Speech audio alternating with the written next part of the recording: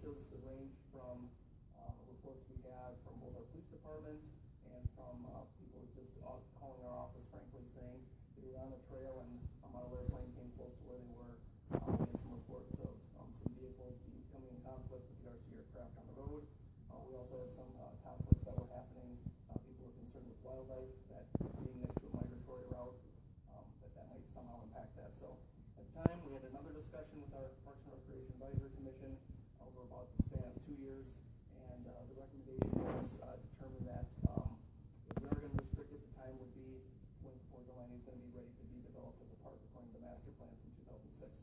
So we're at that point in time. We had a discussion again with Parks and Recreation Advisory Commission. That's what they recommended. We brought it forward to the city council work session, and that's what we are recommending. At the time, we were considering, do we just restrict it at Capullo Landing, or do we talk about the whole entire park system?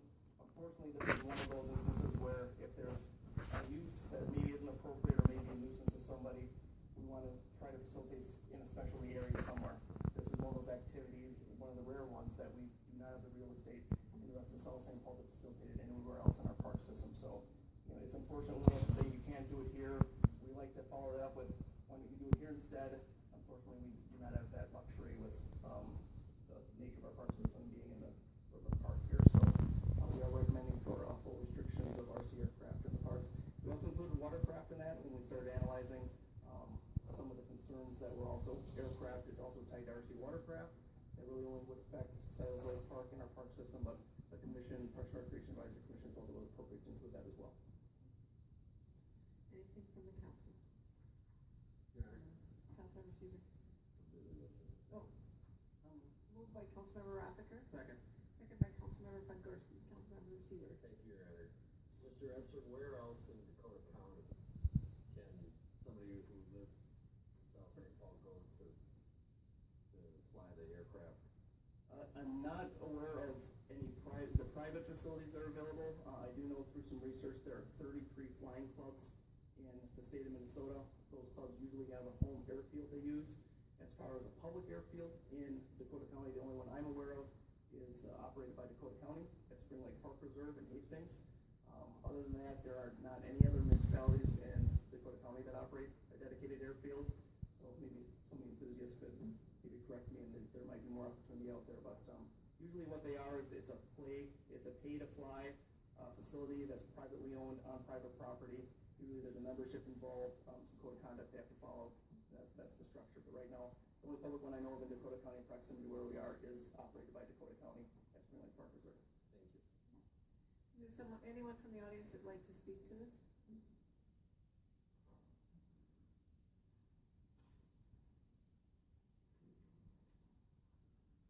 Please give us your name and your address. Mayor, also, my name is Patrick Morris, my son Oliver. This is a group that we all fly at Capullo Park, Capullo Landing. And I spoke with Chris earlier today. Last year, my son went biking around the park, saw the flyers, wanted the plane, wanted to try it, and we bought him a plane, and now he was flying all year last summer. We flew 4 to 5 nights a week. All of us are out there pretty much during the summer, every night flying. This frankly is a surprise to all of us. We got word of it through my aunt that there was a snippet on the news. None of us knew this was even up for consideration at this point. Speaking with Chris, he had told me that we've been being monitored for 2 years, which is a little concerning since we weren't included in any of the conversations. This is the main core of the group. We've never been addressed. We've never, been even considered in any part of these conversations. I would say in all my experience, every night I've been there, everybody's always respectful of vehicles, people, wildlife in particular. Like all the pros I heard about an archery range, similar true, these planes are very expensive. We're not going to go fly them in the cars or fly them in the birds, or, it's a very expensive hobby. I understand the concerns with safety. We use the park quite a bit. There's all kinds of safety concerns with dogs, bike riders sharing pedestrian lanes. There's always safety concerns with any activity you do on the park. I guess what we'd would like to say ideally is we would like to be part of the development in some way or some form. We would like to have some type of maybe an extension in the interim to come up with a set of rules that are governing rules. There's a national organization that has a set of rules. I just spoke with Chris, who was aware of these, that we could, edit, we could, bring forth to the council and say, here's what we propose as far as like distance from objects, things like that. I think we all just kind of feel like we're blindsided by this, and to some degree that this was all, we were out there every night. Nobody's ever notified us of any complaints or concerns.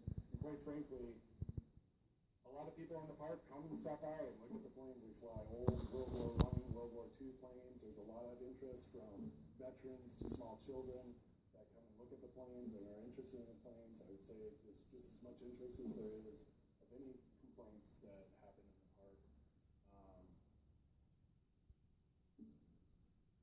That's where we stand. Anybody else would like to say? Councilmember Hanson? No, I agree with you that there's a lot of interest, and it is fun to watch the planes fly. I totally agree with that. However, the park is being developed in a manner that isn't going to allow planes to be flown in that area. So it's not just that there may have been issues with some of the people that are flying planes, or it's just the fact that it's not going to be a huge open space like it is now. So it's not going to be a place where you can actually go and fly your planes. Now, I know there's a group working with Dakota County, and I don't know if you're aware of that, but they actually got together and they are developing kind of a new location for their park still in the Spring Lake Park Reserve. That is not that far from here. It's like 15 minutes from here. So I think I would suggest that you check with Dakota County, because I think that you should have a place to fly, and they're working with a group to make a really nice place for you to be able to fly your planes. And unfortunately, the spot here in South Sain Paul isn't going to be available for that. And not necessarily because we don't want your group there. That's not the main reason at all. It is just that it's going to be a different sort of area now once the development gets finished. Pardon, My name is Rob Wilson. I've been flying down there for a couple of years, and I'm just kind of curious when this is going to happen, because the rumors that we keep hearing is that the city didn't have the money to do what they wanted to do last year. And do they have the money now? we passed the referendum.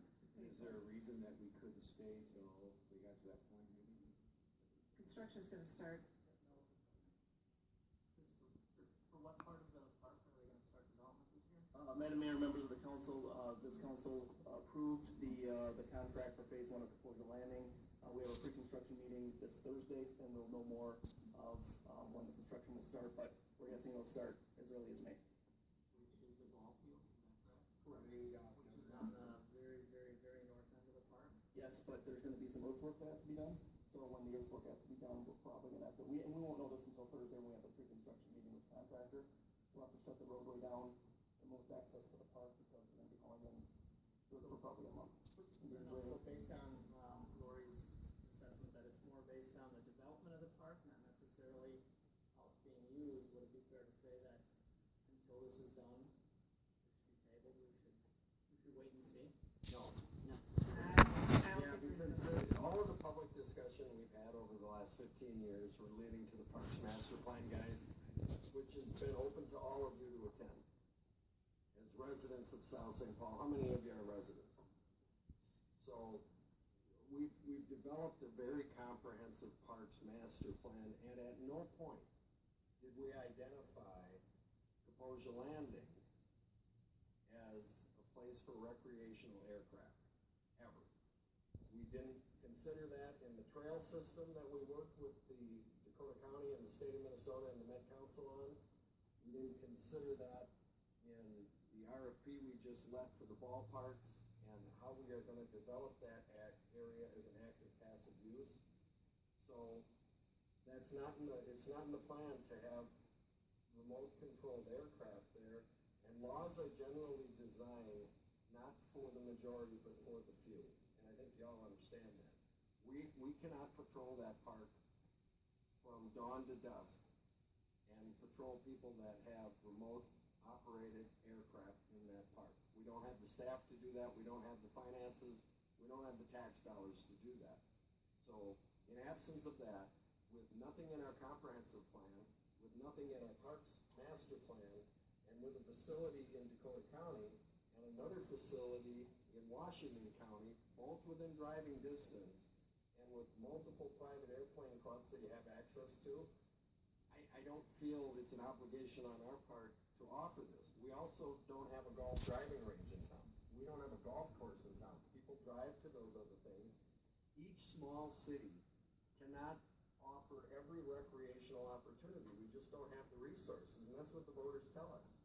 I'm not asking you to give us special circumstance. I'm asking you to allow us to use the park equally with everybody else.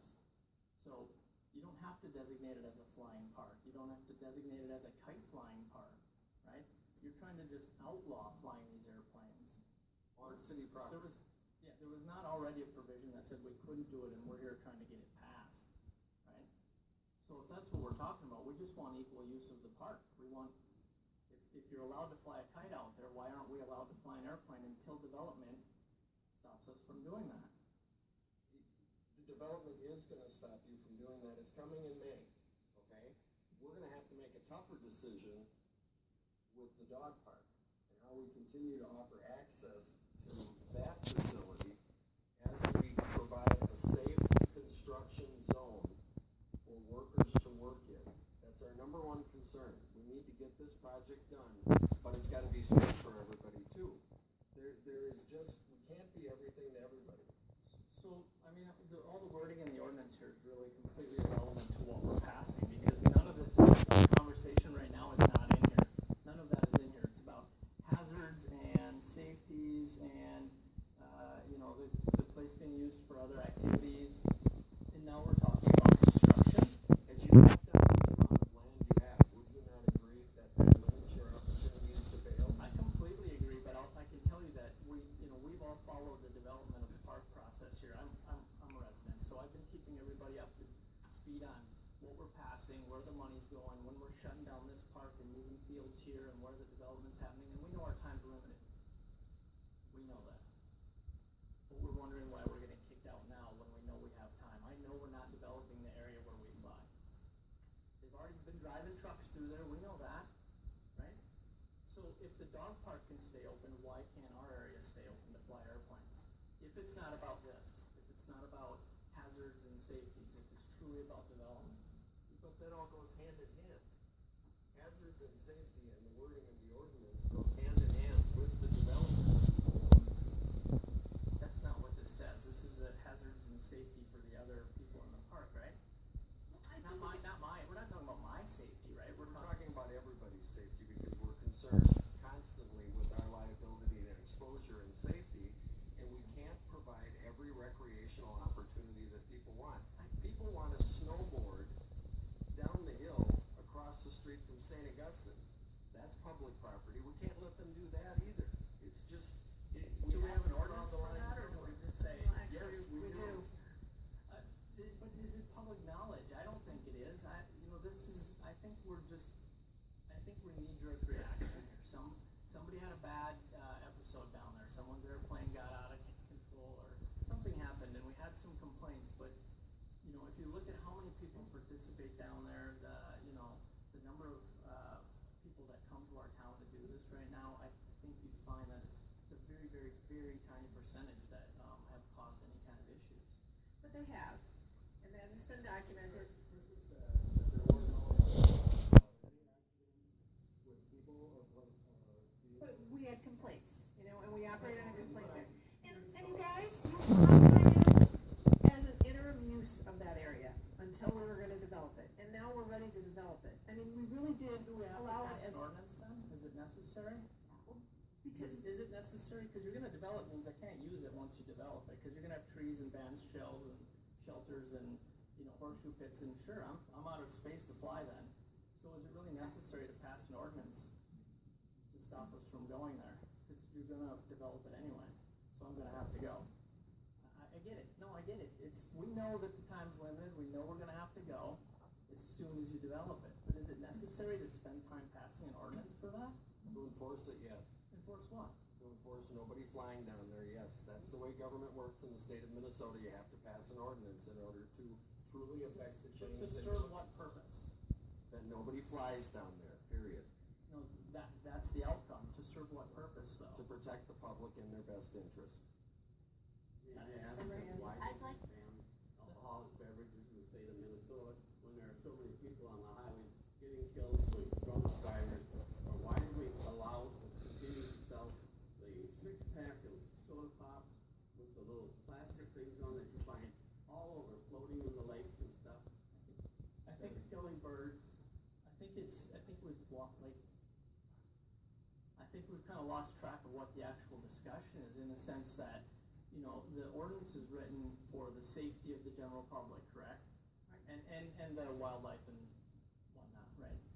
But we got off on the subject of developing the park, and Chris is talking about that, right? Phase 1, phase 2 is probably gonna be putting all of this stuff in the middle of the park there for everybody. You know,